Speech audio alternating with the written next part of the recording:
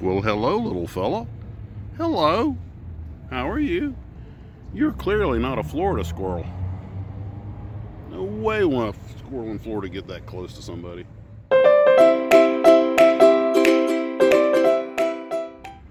Well, hello, Glue Troopers. Max and Max's Models here on the Boston Commons in Boston, Massachusetts.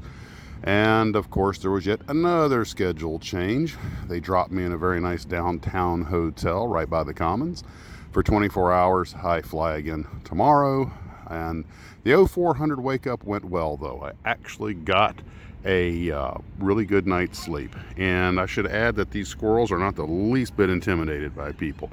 They literally don't even move out of the way when you walk by.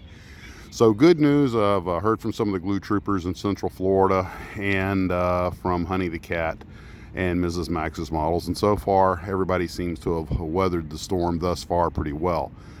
Don't know if I'm going to get home tomorrow night, because when I do get back there right now, Ian is still blocking the way between Orlando and Jacksonville. So we'll see what comes of that. And I have a cunning plan, but I don't want to share it, because the moment you share your cunning plan, Mother Nature hears and changes the rules.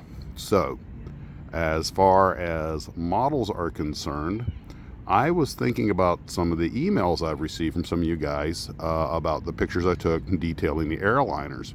I also made one little mistake when I went back and listened to it on the air. I said that most of the chipping on the paint on an airliner happens behind the nose cone.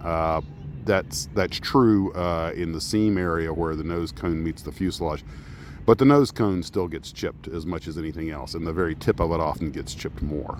And unfortunately, of course, it's the first thing you see on an airplane, so I think the airlines make it an effort to try and keep the nose cones at least painted.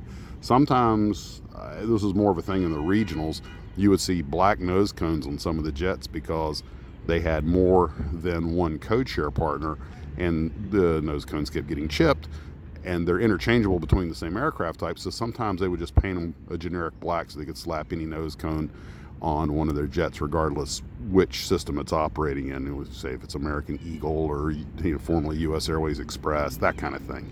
And we had one of them, don't know if I have a picture of it, but a lot of times in your contracts, these airlines, you're allowed to have one airplane called a Casper, which is basically a plain white airplane that can go between the different route structures temporarily as a fill-in.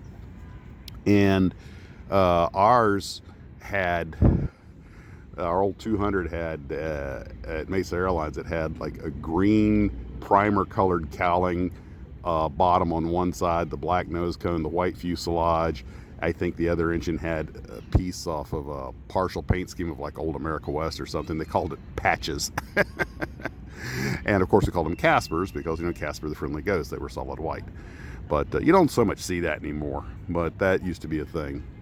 And that'd be, if I could find a picture of that, that'd actually be like the easiest cheat. If you want to make a model CRJ 200 but didn't want to like detail it too much, you could just paint a white, black nose cone, green primer under one engine, probably like dark blue under the other. And you'd pretty much have it painted. And lots of grime showing, because the white airplanes definitely showed the dirt. I have found on a lot of models a good way to simulate dirt, especially on smaller scale models, is to pencil, graphite from a pencil. That way you can get the fine lines, smear them a little bit, and it doesn't come off once it's on there. And here we have Kamikaze Squirrel. You're just going to come right up to me, aren't you? Yeah, you're not scared. You think I got munchies. That's what you think. These guys are really fearless.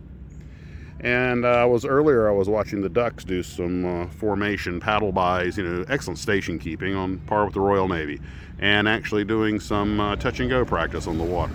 So, well, anyway, we'll see how the rest of this unfolds. There was, of course, a lot of damage in Florida, but as far as I can tell, the Glue Troopers and the Tarbus have weathered the storm uninjured. Although I do know a few folks did lose some power and some of the streets are flooded, but apparently the homes came through okay. Well, anyway, that's what we have for today, and I hope you guys are having a wonderful day. For all the folks down in Florida, I hope you weathered the storm, and we'll talk to everybody later. Thanks for all the kind words and well wishes, and we'll See you guys later. Take care. And as always, model on. Boy, he just timed that perfectly. Right when I said model on, he just totally killed the close. Let's try that again. Model on.